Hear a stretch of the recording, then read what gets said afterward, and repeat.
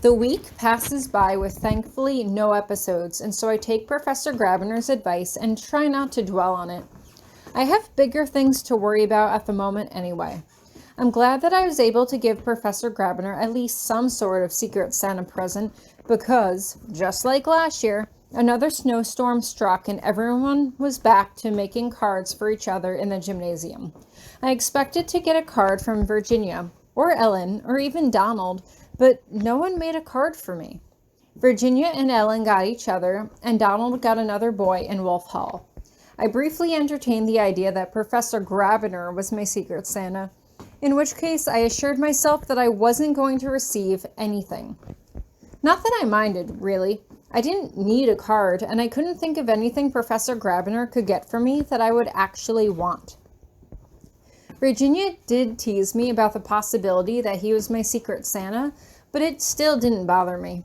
What did bother me, though, was how many questions they were asking about what I had gotten Professor Grabiner. I told them that Professor Potsdam had given me some lofty volume in another language to give to him, and that he had been civil and merely grunted a thank you before telling me to get out. Yes, it was a lie, but unlike the ones Professor Grabiner seemed to be fond of telling, it was a believable one at the very least. I wasn't quite sure exactly why, but it had been getting harder and harder to talk to my roommates recently. It felt like I was conflicted, like I was one person split into two parts. While I wanted to talk to them about the weird things that were going on, like what was happening to me and the weird things I was noticing around me, the more I seemed determined to keep them secret.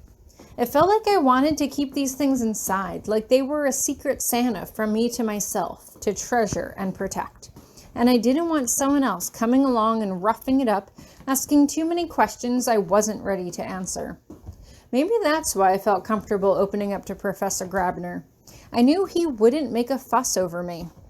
He either knew that I would be able to handle it myself, or he would either step in and write the whole thing entirely if that was what needed to be done. I wasn't quite sure where my sudden confidence in him came from, but it was there nonetheless. Unfortunately, the snowstorm brought on more worries for me besides just Secret Santa gifts. The following day, I received a letter from my parents saying that although they hoped they could come pick me up in time for Christmas, they weren't sure if they would be able to with the bad weather, and informed me that I might have to stay at Iris Academy over Christmas break. As childish as it sounds, I ripped up the letter. I didn't want to be stuck here over Christmas break. I wanted a break. Not just from classes, but from all the weirdness that seemed to surround me lately. I wanted to get away from this place and clear my head for a few weeks in relative normalcy. I knew I could always ask Virginia if I could accompany her and Ellen to her house over break, but I don't even mention the letter to them and let them believe that I'm going home for break as planned. Somehow, just the thought of being surrounded by another loving family on the holidays, especially a magical one, will only make me miss my parents more. So I wish for the best and say nothing. I write back to my parents and ask them to keep me posted. I tell them that I really hope that I can come home, trying not to sound as desperate as I feel, but making it clear that I do not want to be stuck here alone at Iris over the holidays. But on Friday, with no word from them all week, I shuffle down to the assembly with everyone else so Professor Potsdam can do the annual Christmas blessing.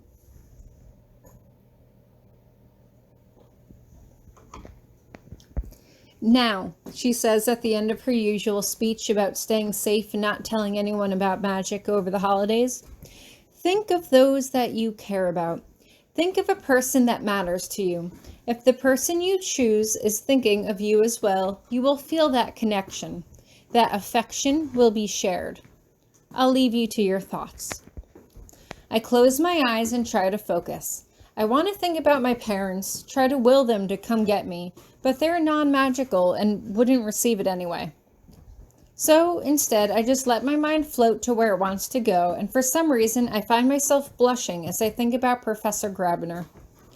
I mean, it wasn't all that strange to be thinking about him. After all, everything that had been happening recently seemed to be centered around him. It was like we had this connection that I just couldn't place. Suddenly, so faint I could barely be sure I heard it, I hear his soft chuckle. It sounds almost sad, though. Immediately, the hairs on the back of my neck stand on end. Is he reading my thoughts? Right now? Professor? I ask nervously, shouting it into the vastness of my conscious. Then, more boldly, Hieronymous? I feel a prick suddenly, just underneath my sternum, and suddenly I find it difficult to draw in a breath. My cheeks feel hot, and it's almost as though I can feel someone else's hot breath on my face.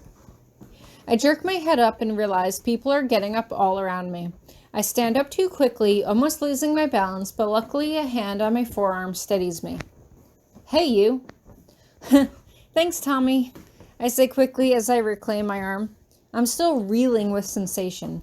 The prick, the trouble breathing, the hot breath on my face like someone was standing way too close. That definitely did not feel like Hieronymous. Where did it come from? Or rather, who did it come from? I'm suddenly aware that Tommy has been talking, but I have no idea what he's been saying. Sorry, what? He grins up at me. You can be so spacey sometimes, he says teasingly. I was just saying that it was cool, hearing you inside my head. Hearing me? I echo blankly. Wait, had that been his laugh that I heard? Or had he been that last sensation? It couldn't have been that last one. It felt almost threatening. Maybe it was someone playing a joke on me? You were thinking about me, weren't you? He asks. Of course, I say dismissively. Who else would I be thinking about? But even as the words leave my mouth, it feels like the wrong thing to say. In fact, it almost surprises me how upset I am at myself for saying it. Of course, I couldn't come right out and tell him that I was thinking about Professor Grabiner, but lying about it seemed insulting to him all the same. I decide to change the subject. So, are you excited to go home for Christmas? Oh yeah, Thomas says. My two brothers are still young yet, so they haven't made the choice, and I obviously can't tell them anything about it, but they're going to be really excited to see me all the same. They've been asking so many questions about school and what life is like living away from home, and I have to lie or reinvent stories to make it seem like they can happen to non-magical people, so sometimes it's hard to keep track of who I've told what to, but... The talk about lying and reinventing stories only makes me think of my own parents, and I stop listening. We walk around the trails like that for a while, him talking about his family, and me pretending to listen. We walk around until he has to pack, and then I go alone by myself to the library while I wait for my roommates to finish packing. I can always tell them that my parents are coming to pick me up tomorrow morning, but I just don't feel like lying to them right now. It would just be easier not to have to tell them anything. So, instead, I make my way up to the library where I see Minnie dropping a few things off. She looks like she's just about ready to leave, and so I stop directly in front of her, essentially blocking her path. Hey, Minnie, I say, keeping my voice as casual as possible. What's up? I haven't seen you in a while. Oh, hi, Tori, she says. She's smiling, but there's something in the way she quickly pulls her eyes away from me that rouses my suspicion instantly. How have you been? Good, I say.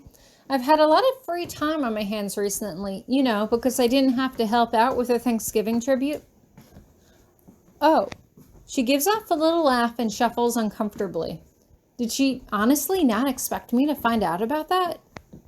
We had more than enough volunteers. I tried to find you to see if you wanted to volunteer for a shift, but it filled up before I found you. Pity that, I say. Her face is almost parallel to the floor now. Why is she so determined not to look at me? So why don't you tell me what's going on? Going on? She asks blankly, looking up at me. A flash of genuine confusion skirts across her features, and for a moment I wonder if she really doesn't know anything. You've been avoiding me, I say.